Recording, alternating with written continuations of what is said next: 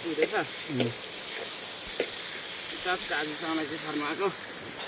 अलैँची फार्दा चाहिँ छैन यतातिर बसिन्छ यसरी नै खानाहरू बनाइन्छ अनि जङ्गलमा भए पनि खानाहरू मिठो मिठो अर्ग्यानिक खाइन्छ अब यो यस्तो तरिकाले बनाइँदैछ पहिने कस्तो तरिकाले बनाइन्छ अब राति यही गोठतिर सुतिन्छ अनि विदेश किन जानु पर्यो विदेश किन जानु पर्यो हामी जसोलाई हो खतरा अर्ग्यानिक भात तिउन बनाइन्छ अब टक्क यस्तो खतरा चाहिँ ओहो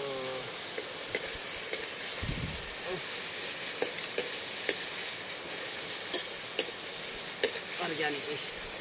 अब हुनै रहेको ल ओहो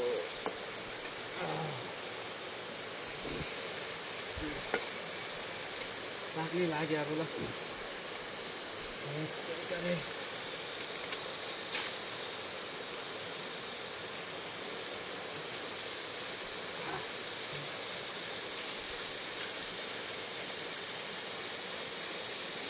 छोडिदिने एकछिन 2 मिनट जति